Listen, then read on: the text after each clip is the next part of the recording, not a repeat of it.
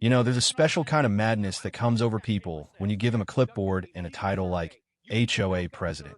I found that out the hard way, a kind of hard way, where you end up standing in your driveway, holding a cease and desist letter in one hand and a muddy orange survey stake in the other, asking yourself how you went from dreaming of quiet weekends in the woods to defending your sanity, your land, and your patience against a suburban warlord in a windbreaker.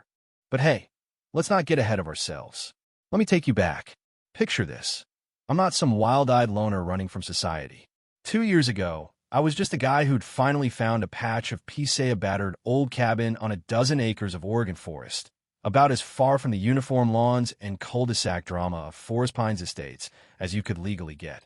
I wanted trees, creek water, a busted-up barn, maybe some splinters under my fingernails, and not much else. I'd spent a couple decades in forestry and another chunk in the military, so busted knuckles and cold coffee were my love languages.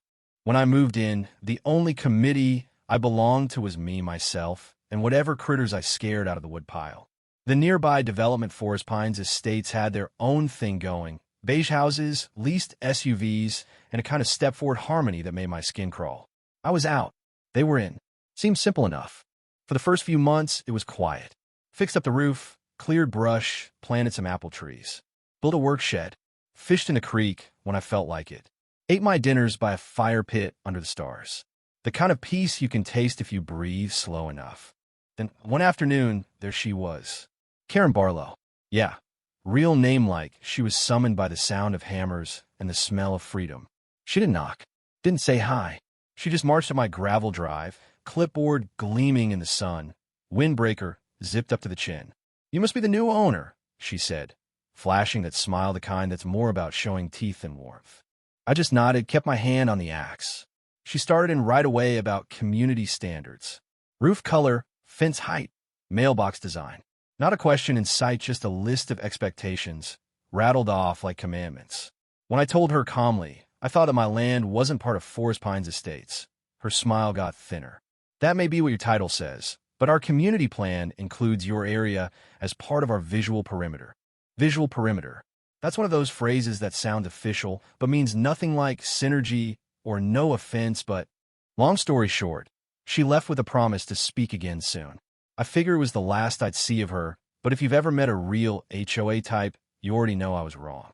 A week later, there was a letter in my mailbox, no stamp, no address, just HOA letterhead and a list of infractions. My exterior structure wasn't approved. Tool shed visible from the road. Grass over 4 inches. And my favorite, improper vehicle storage, which I guess meant my old pickup didn't match the color of their SUVs. The letter ended with a vague threat about escalating enforcement.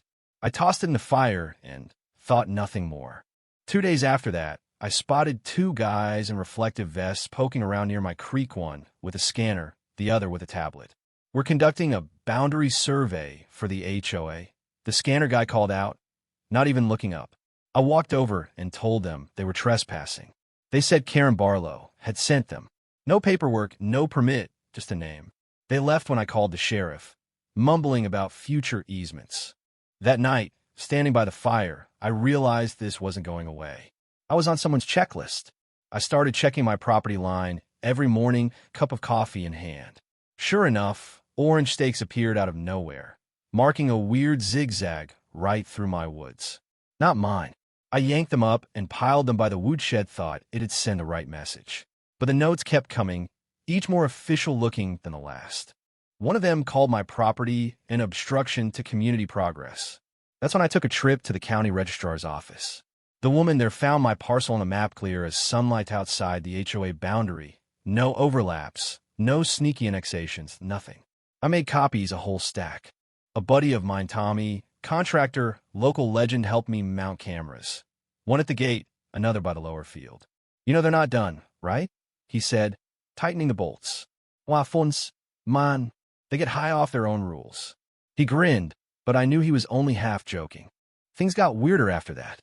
Greg, a neighbor I'd seen around but never really talked to, stopped by one afternoon. Clean cut, polished, too polite. He hemmed and hawed, then finally said, "There's talk going around that you're being uncooperative with the fire lane project.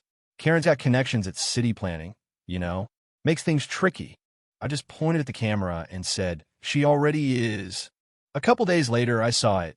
The Forest Pines community site had a map up, conceptual they called it, but it showed a service road right through my lower field, a jogging path behind a barn. They didn't even bother hiding it. Just put it out there, like if they posted it online, it would somehow become true. That night, I got a text. No name, just, "You should stop being difficult. This land was supposed to be community access years ago. You're holding everyone back." No threat, just pressure, like a hand tightening around your throat.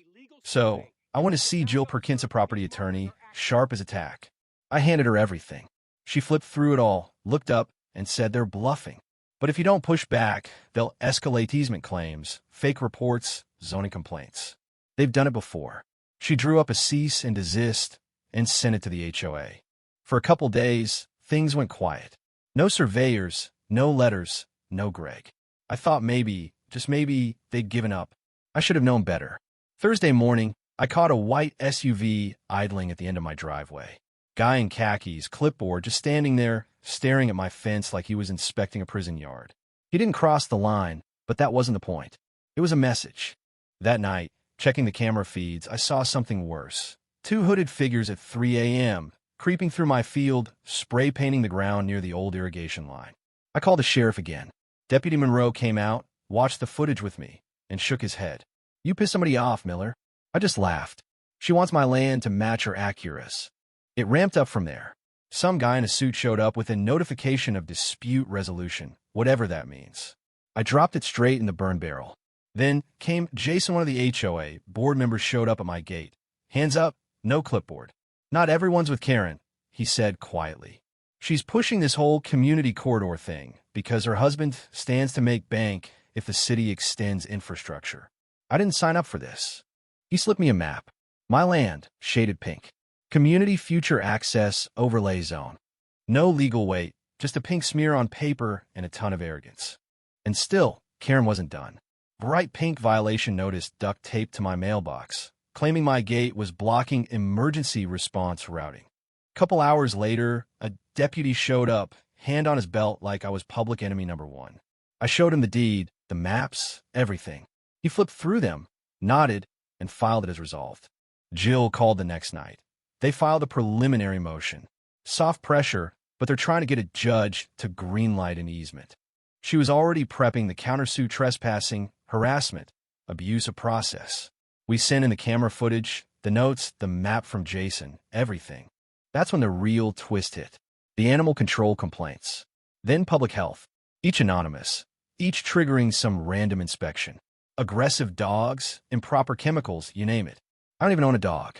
The only thing aggressive on my property is a squirrel with a grudge. But Jill traced it. Our metadata led right back to Karen's house. Jill grinned over the phone. She cannonballed Miller. Now we go on offense. I handed everything over timeline, emails, Jason's leaks. Turns out, Karen had even faked a community vote to justify annexation, padded the numbers, duplicated respondents. But didn't stop there.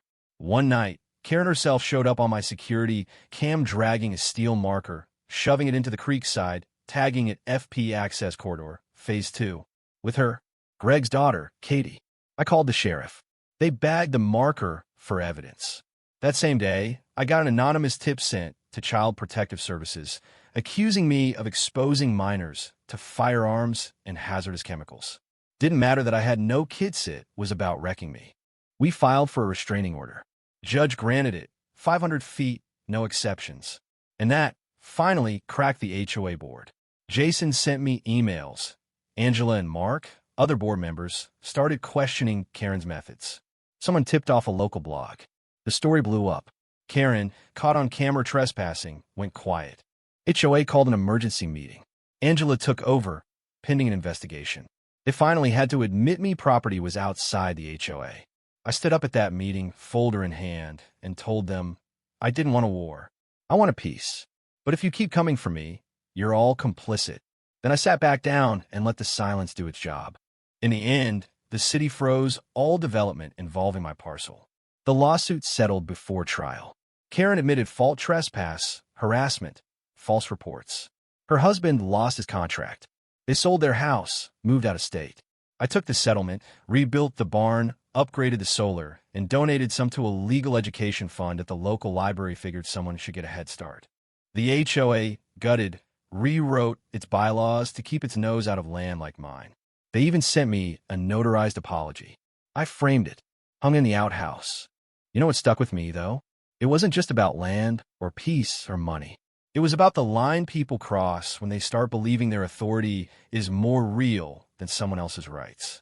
About how quiet guys on the edge of the woods aren't always doormats, and how the slow, steady kind of justice swell, sometimes it wins. Now, I sit on my new bench by the creek, coffee in hand, watching the trees. Karen's probably somewhere counting ceiling tiles in Idaho. And me? I've still got my land, my quiet, my stubborn streak.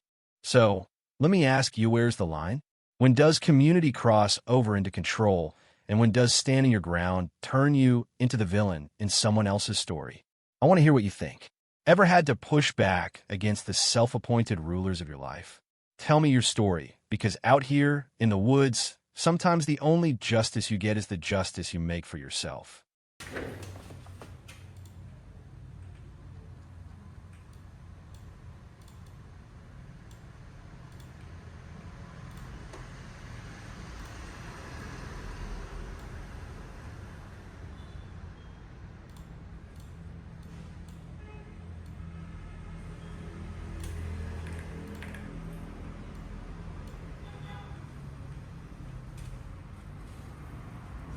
Cảm ơn tất cả các bạn đã xem video.